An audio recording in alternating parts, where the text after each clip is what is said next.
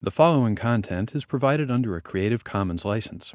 Your support will help MIT OpenCourseware continue to offer high-quality educational resources for free. To make a donation or view additional materials from hundreds of MIT courses, visit MIT OpenCourseware at ocw.mit.edu. Okay, I want to start where we left off. You remember last time we were looking at Fibonacci. And so we've got it up here, a nice little recursive implementation of it. And the thing I wanted to point out is we've got this global variable number of calls, which is there not because Fibonacci needs it, but just for pedagogical reasons, so that we can keep track of how much work this thing is doing. And I've turned on a print statement, which was off last time, so we can see what it's doing as it runs. So let's try it here with fib of 6.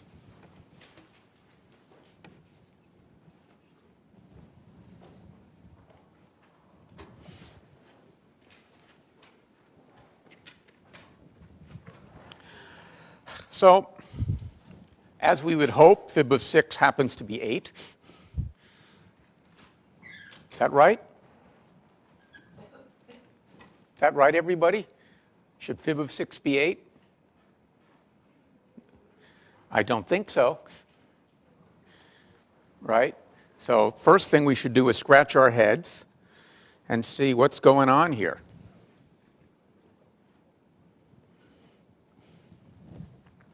All right. Let's look at it. What's happening here? This is your morning wake-up call.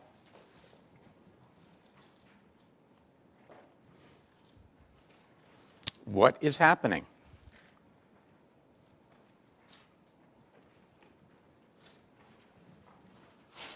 Yes?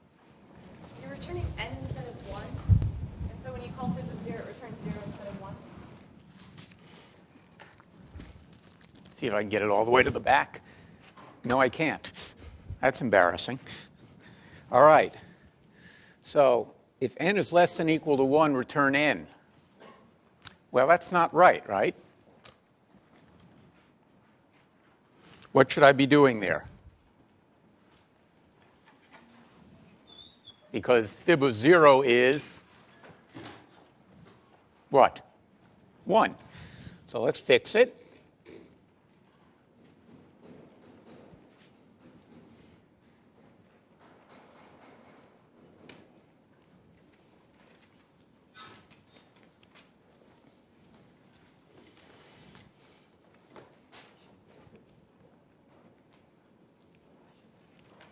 How about that, right? Or maybe what would be even simpler than that? Maybe I should just do that. Now let's try it.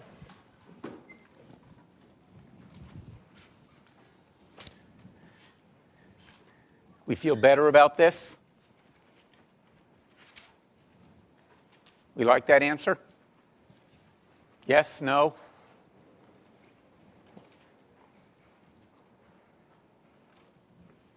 What's the answer, guys? What should Fibonacci of 6 be?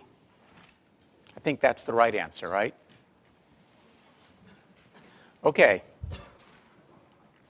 So what do I want you to notice about this? I've computed a value which is 13, and it's taken me 25 calls, 25 recursive calls to get there. Why is it taking so many? Well, what we can see here is that I'm computing the same value over and over again. Because if we look at the recursive structure of the program, what we'll see that's going on here is I call fib of 5 and 4. But then fib of 5 is also going to call fib of 4. So I'm going to be computing it on those branches. And then it gets worse and worse as I go down. So if I think about computing fib of 0, I'm going to be computing that a lot of times. Now, fortunately, fib of 0 is short. But the other ones are not so short. And so what I see is that as I run this, I'm doing a lot of redundant computation, computing values whose answer I should already know.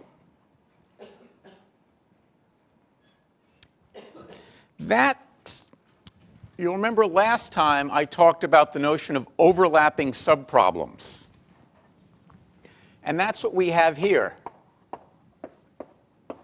As with many recursive algorithms, I solve the bigger problem by solving a smaller instance of the original problem. But here there's overlap. The instant, unlike binary search, where each instance was separate, here the instances overlap. They share something in common. In fact, they share quite a lot in common. That's not unusual. That will lead me to use a technique I mentioned again last time called memoization.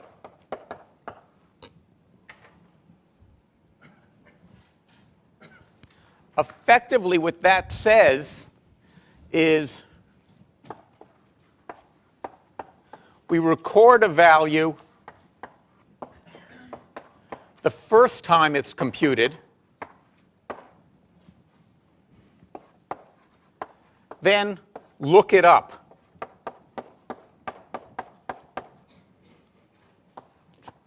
The subsequent times we need it. So it makes sense. If I know I'm going to need something over and over again, I squirrel it away somewhere and then get it back when I need it.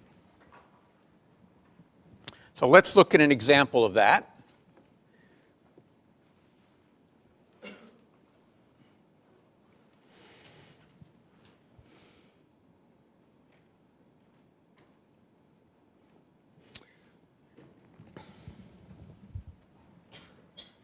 So I'm going to have something called fast fib.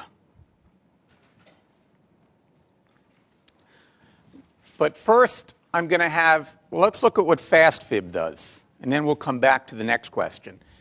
It takes the number whose Fibonacci I want, plus a memo. And the memo will be a dictionary that maps me from a number to fib of that number. Okay? So what I'm going to do, well, let's get rid of this print statement for now. I'm going to say if n is not in memo, remember the way dictionary works. It says, is the key, does the key have a value? Then I'll call fast fib recursively with n minus 1 in memo and n minus 2 in memo. Otherwise, I'll return the memo. Well, let's look at it for a second. This is the basic idea, but do we actually believe this is going to work? And again, I want you to look at this and think about what's going to happen here. Before we do that, or as you do that, let's look at fib 1. The key thing to notice about fib 1 is it has the same specification as fib. Because when somebody calls Fibonacci, they shouldn't worry about memos and how I've implemented it. That has to be under the covers. So I don't want them to have to call something with two arguments, the integer and a memo. So I'll create fib 1, which has the same arguments as fib. The first thing it does is it initializes the memo, and it initializes it by saying, if I get 0, I return, whoops, ha-ha. Let's be careful here.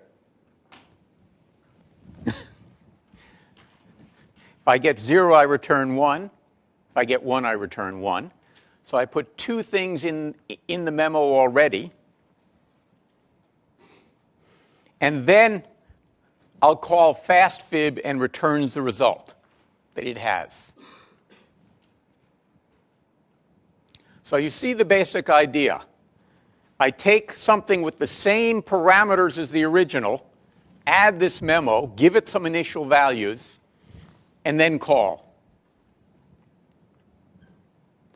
So now, what do we think? Is this going to work?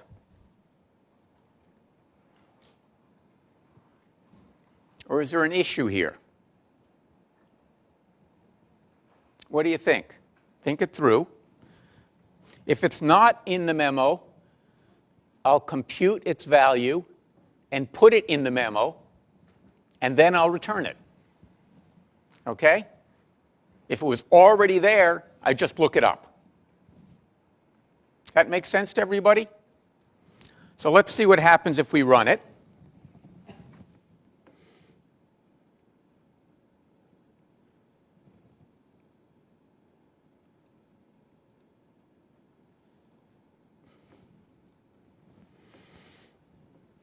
Well, actually, let's turn the print statement on since we're doing it with a small value here.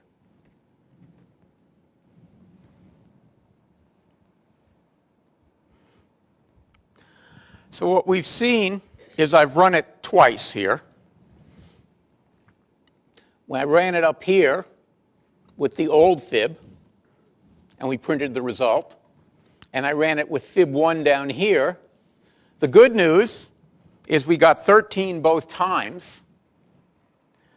The even better news is that instead of 25 calls, it was only 11 calls.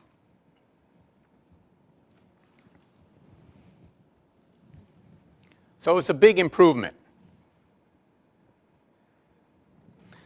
Let's see what happens, just to get an idea of how big the improvement is. I'm going to take out the 2 print statements.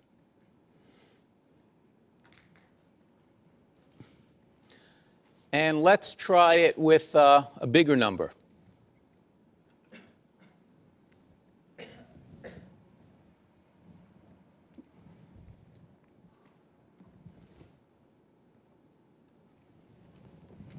It's going to take a little bit. Well, look at this difference. It's 2,692,537 versus 59. That's a pretty darn big difference.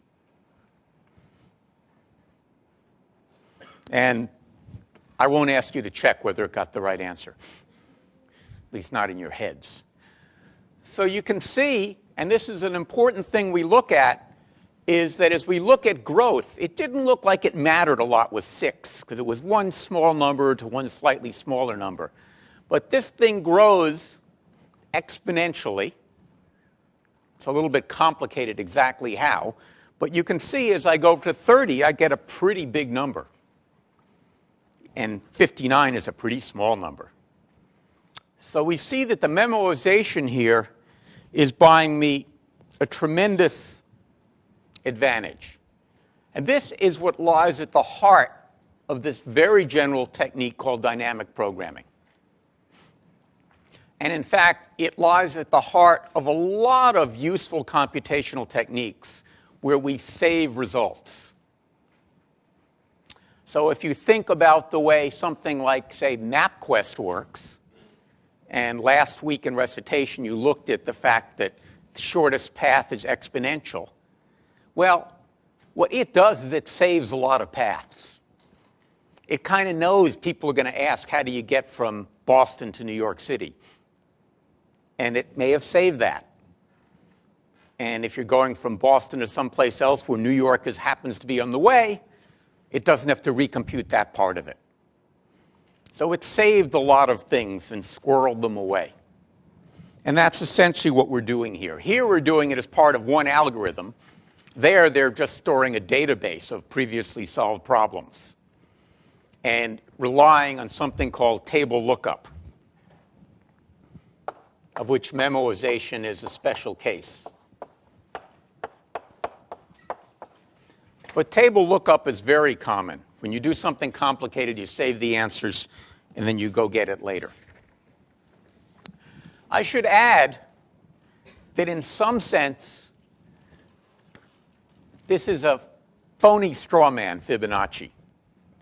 Nobody in their right mind actually implements a recursive Fibonacci the way I did it originally, because the right way to do it is iteratively, and the right way to do it is not starting at the top, but starting at the bottom.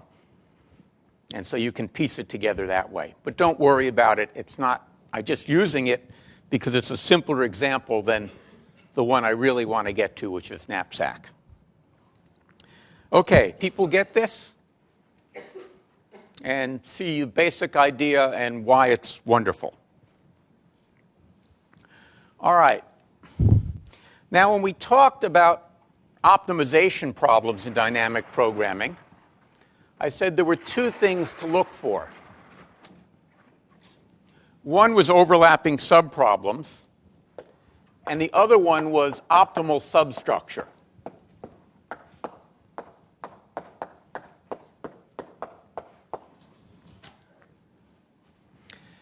The notion here is that you can get a globally optimal solution from locally optimal solutions to subproblems.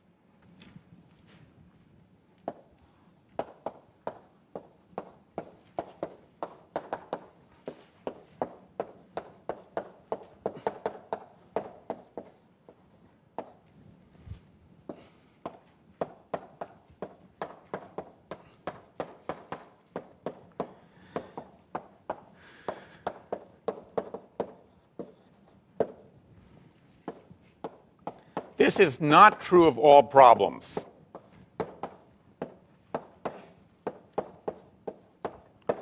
But as we'll see, it's true of a lot of problems. And when you have an optimal substructure and the local solutions overlap, that's when you can bring dynamic programming to bear. So when you're trying to think about, is this a problem that I can solve with dynamic programming, these are the two questions you ask. All right, let's now go back and instantiate these ideas for the knapsack problem we looked at last time, in particular for the 0-1 knapsack problem. So we have a collection of objects. We'll call it A. And for each object in O, we have a value. In A, we have a value. And now we want to find the subset of A that has the maximum value subject to the weight constraint. I'm just repeating the problem. Now, what we saw last time is there's a brute force solution. As you have discovered in a recent problem set, it is possible to construct all subsets of a set. And so you could construct all subsets, check that the weight is less than the weight of the knapsack, and then choose the subset with the maximum value, or a subset with the maximum value. There may be more than one, and you're done. On the other hand, we've seen that if the size of A is n, as to say we have n elements to choose from, then the number of possible subsets is 2 to the n. Remember, we saw that last time looking at the binary numbers. 2 to the n is a big number.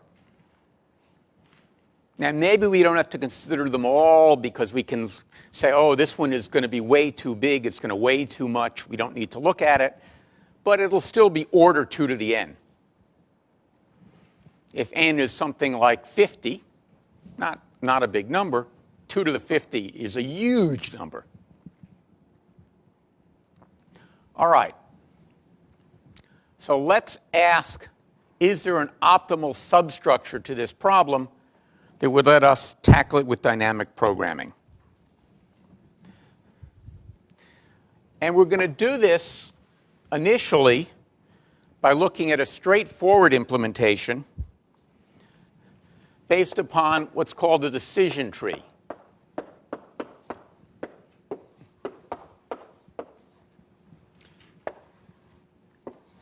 This is a very important concept, and we'll see a lot of algorithms essentially implement decision trees. Let's look at an example.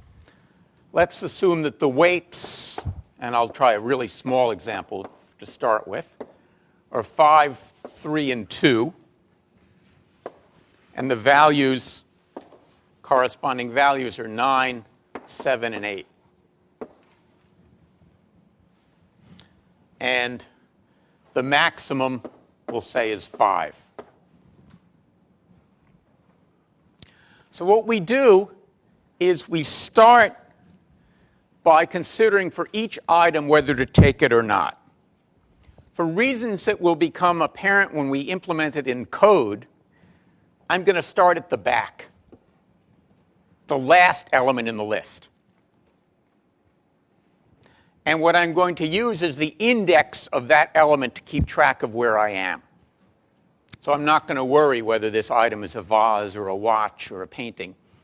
I'm just going to say it's the nth element, where nth is somewhere between 0 and 2 in this case.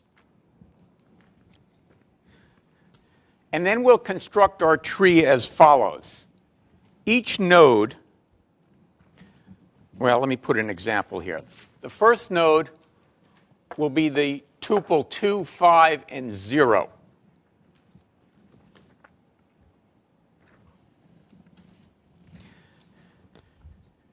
Standing for, let me make sure I get this in the right order.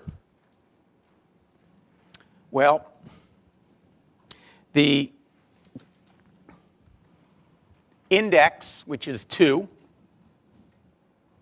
I'm the last element in this case. So that's the index. This is the weight still available. Can you see that in the shadow? And this is the value currently obtained. So I haven't included anything. It means I have all 5 pounds left, but I don't have anything of value. Now, the decision tree, if I branch left, it's a binary tree, this is going to be don't take. So I'm not going to take the item with an index of 2.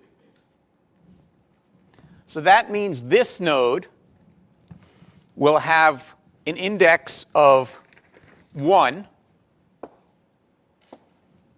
the next item to be considered. I still have 5 pounds available, and I have 0 value.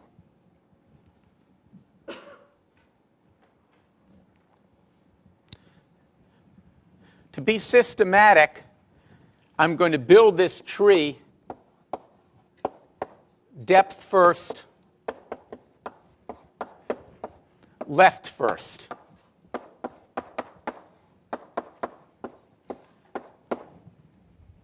At each node, I'm going to go left until I can't go any further. So we'll take another don't take branch here. And what is this node going to look like? Pardon? 0, 5, 0. And then we'll go one more, and I'll just put a minus indicating I'm done. I can't look below that. I still have 5 pounds left, and I still have 0 value. The next thing I'm going to do is backtrack.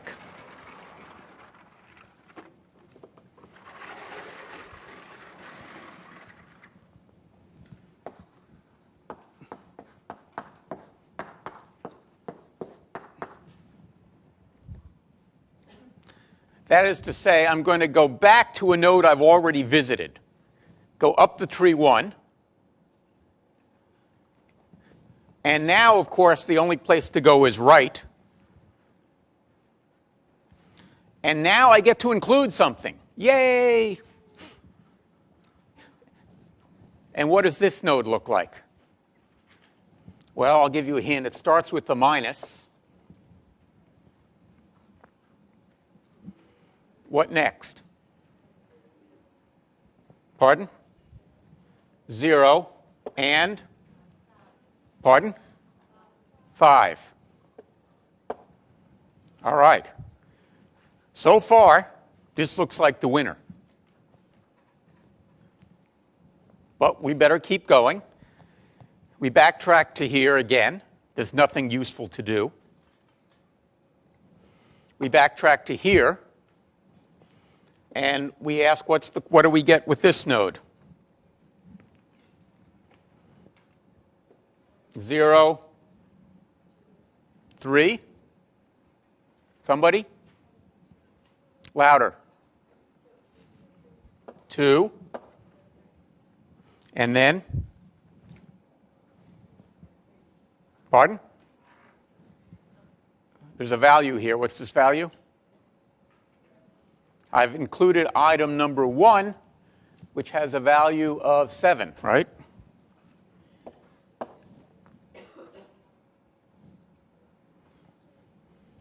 So, all right, now this looks like the winner. Pardon? This one? Yeah, it should be, the value should be 9, not 5. Remember, I'm working from the back, so it shouldn't be 9. It should be what? Item 0, you're right. Item 0 is 9. Thank you. Right, you are. Still looks like the winner. I can't hear you.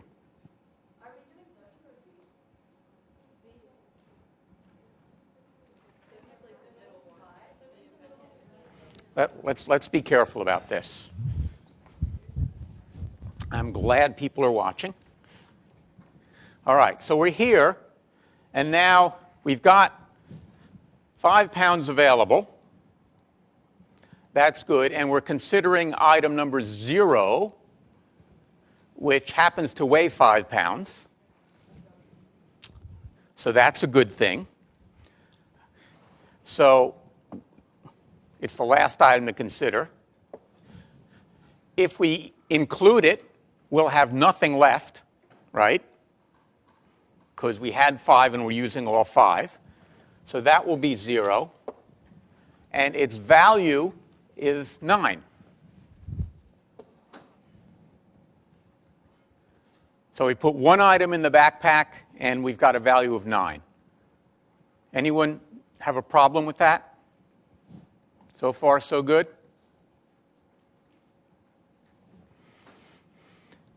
Now we've backed up to here. We're considering item 1, and we're trying to ask whether we can put it in. Item 1 has a weight of 3, so it would fit. And if we use it, we have 2 pounds left. And item 1 has a value of 7. So if we did this, we'd have a value of 7. But we're not done yet, right? We still have some things to consider. Well, we could consider not putting in item 0. That makes perfect sense. And we're back to where we're there, minus 2 and 7. And now let's ask the question, how about putting in item 0? Well, we can't, right? Because it would weigh 5 pounds. I only have 2 left. So there is no right branch to this one.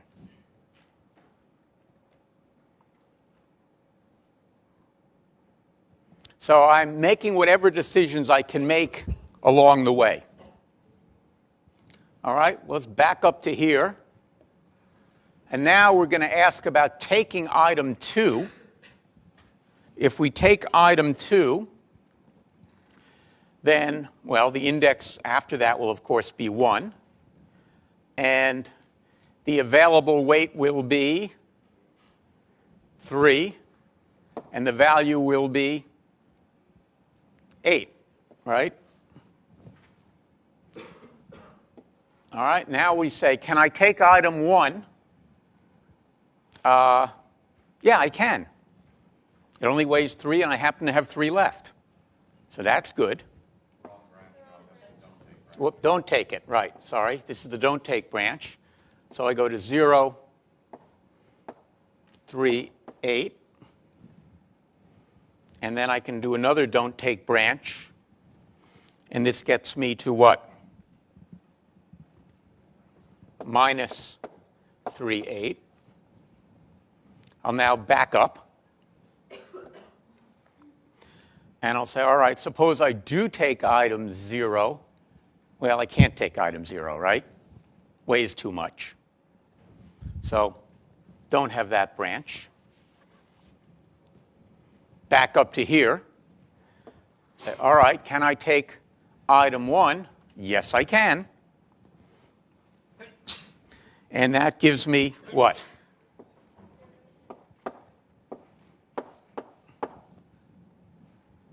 We have a winner. So it's kind of tedious, but it's important to see that it works. It's systematic. I have a way of exploring the possible solutions. And at the end, I choose the winner.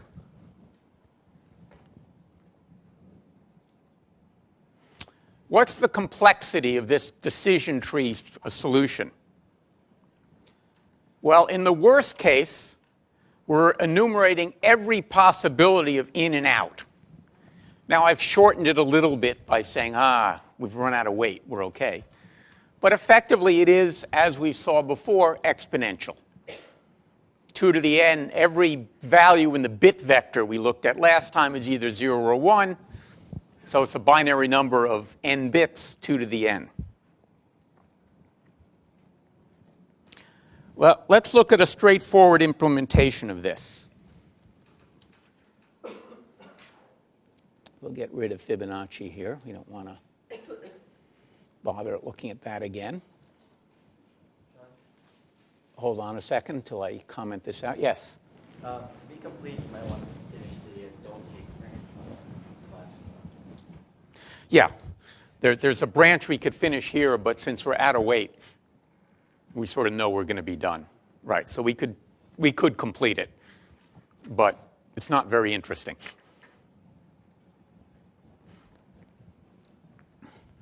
But yes, we probably should have done that.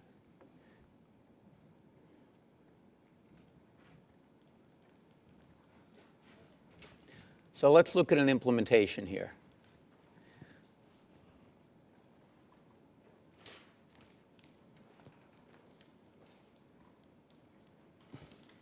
Whoops. You have this on these on the handout, by the way.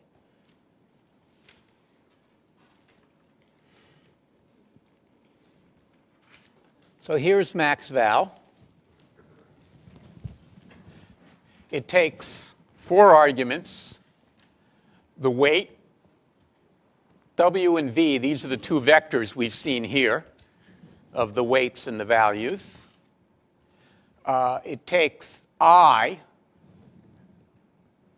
which is in some sense the length of those vectors, -1 because of the way Python works. So that gives me my index. And the amount of weight available, AW for available weight.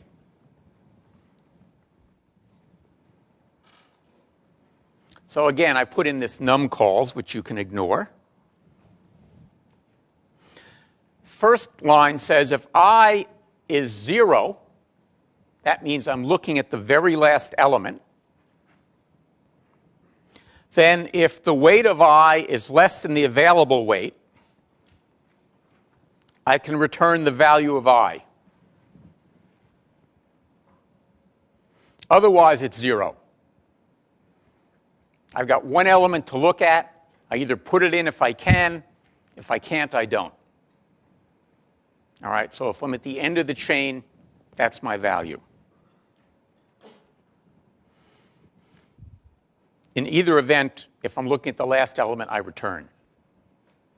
The next line says, all right, suppose I'm not at the last element. Suppose I don't include it.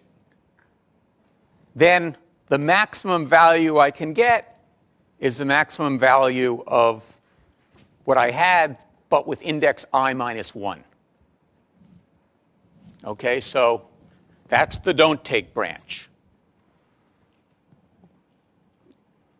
As we've seen systematically in the don't takes, the only thing that gets changed is the index.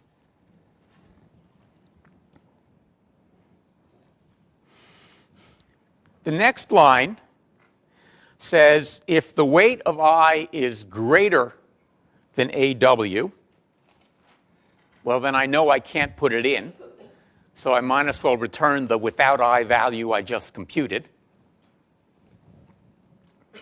Otherwise, let's see what I get with I. And so the value of with I will be the value of I plus whatever I can get using the remaining items and decrementing the weight by the weight of I. So that's exactly what we see as we go down the right branches. I look at the rest of the list, but I've changed the value, and I've changed the available weight. And then when I get to the very end, I'm going to return the bigger of with I and without I. I've computed the value if I include I. I've computed the value if I don't include I. And then I'm going to just return the bigger of the two. Little bit complicated, but it's basically just implementing this decision tree.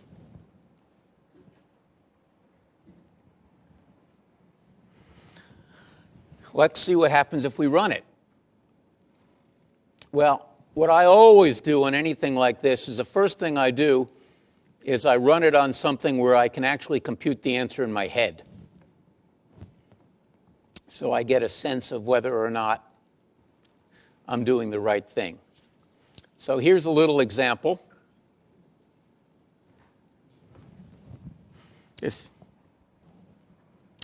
And I'm going to pause for a minute before I run it and ask each of you to compute in your head what you think the answer should be.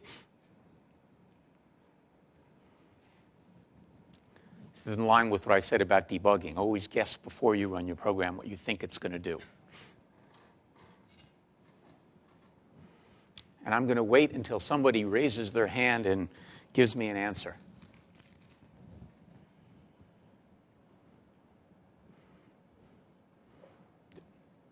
Yes? 29. So we have the hypothesis that the answer should be 29. Ooh, that's bad. So if people in the back are answering these questions because they want to test my arm,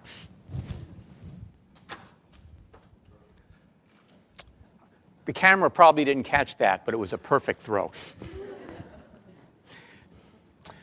Anyone else think it's 29? Anyone think it's not 29? What do you think it is? 62. Pardon? 62. 62. That would be impressive. 62. All right, well, we have a guess of 62. Well, let's run it and see.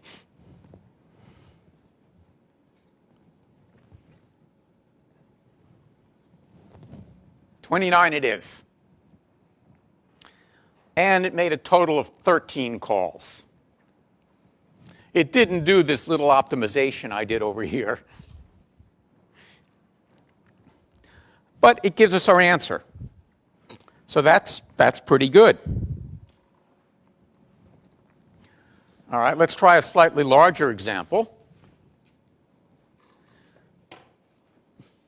So here, I'm going to use the example we had in class last time. This was the burglar example where they had 2 copies of everything.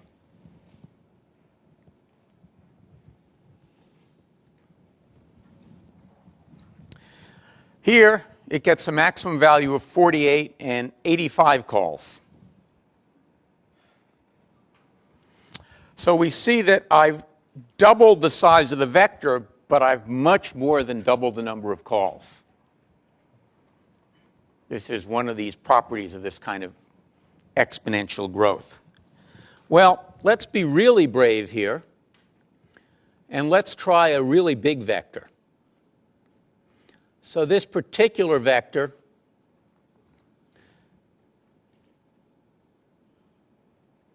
you probably can't even see the whole thing on your screen. Well, it's got 40 items in it.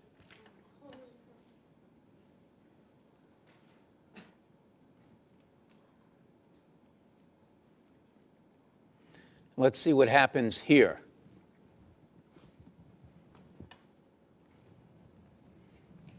All right, who wants to tell me what the answer is while this computes away? Nobody in their right mind. I can tell you the answer, but that's because I've cheated and run the program before. All right, this is going to take a while.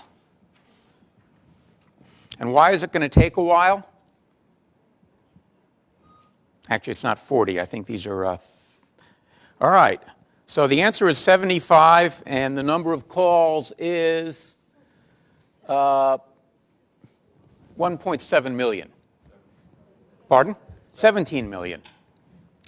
Computers are fast, fortunately. Well, that's a lot of calls.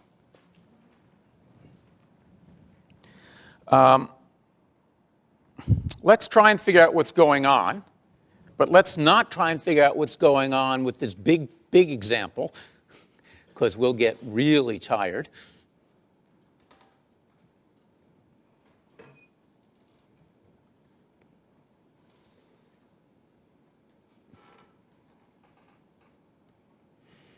Oh, actually, before we do that, just for fun, what I want to do is write down for future reference, as we look at a fast one, that the answer is 75.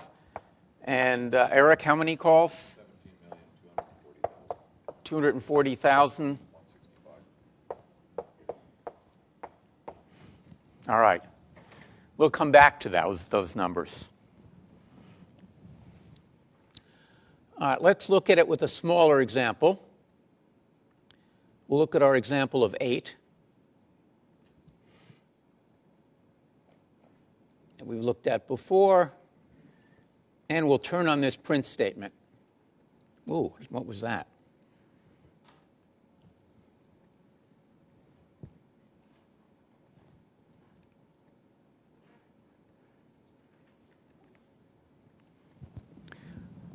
Notice that I'm only printing I and AW. Why is that? Because W and V are constant. I don't want you to print them over and over again.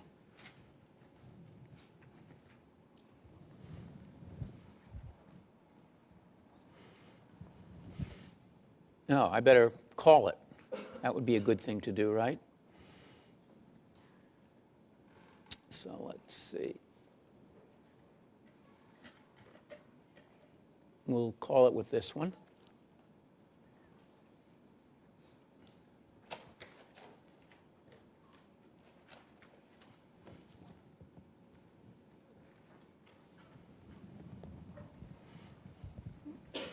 Well,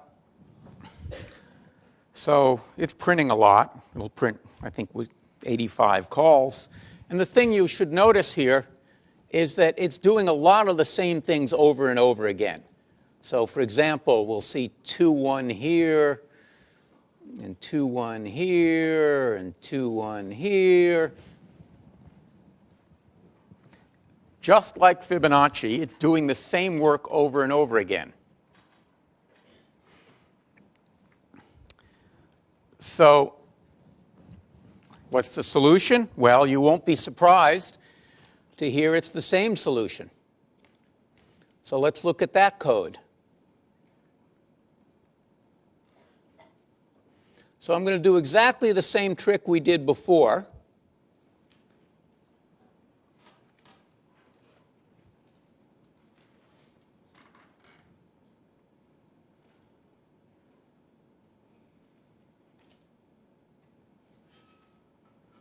Whoops, I don't want to be doing Fibonacci.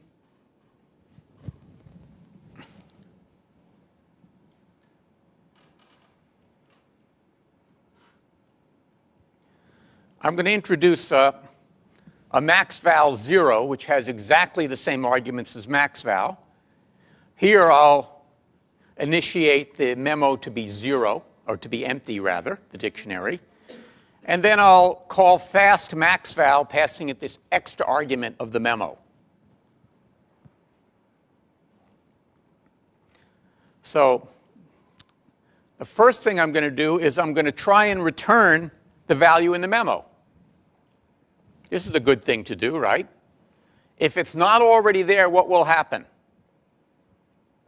It will raise an exception, and I'll go to the except clause. So I'm using the Python try except to check whether or not the thing is in the memo or not. I try and return the value. If it's there, I return it. If not, I'll get a key error. And what do I do if I get a key error?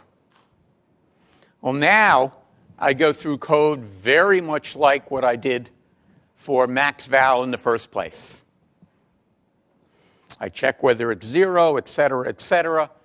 It's exactly really the same, except before I return the value I would have returned, I squirrel it away in my memo for future use.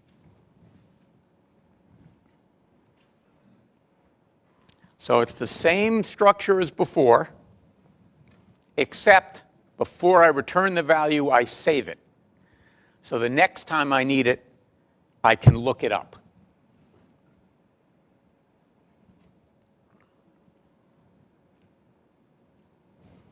Let's see if it works.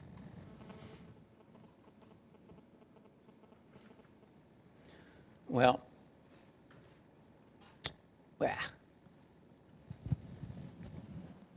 let's do a small example first.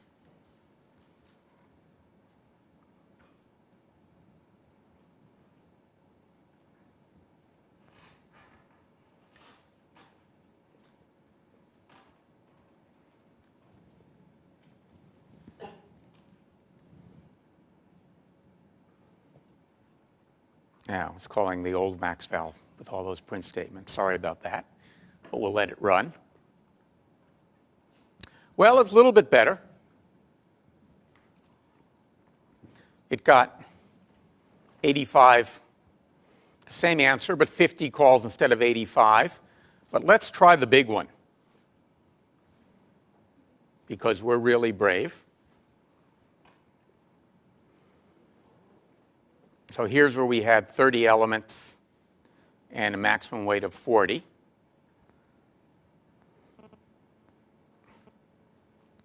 I'm not going to call the other maxval here because we know what happens when I do that. I've created my own little memo over there. And let's let it rip. Wow. Well, I got the same answer. That's a good thing. And instead of 17 million calls, I have 1,800 calls. That's a huge improvement. And that's sort of the magic of dynamic programming. On Thursday, we'll do a more careful analysis and try and understand how I could have accomplished this seemingly magical task of solving an exponential problem so really quickly.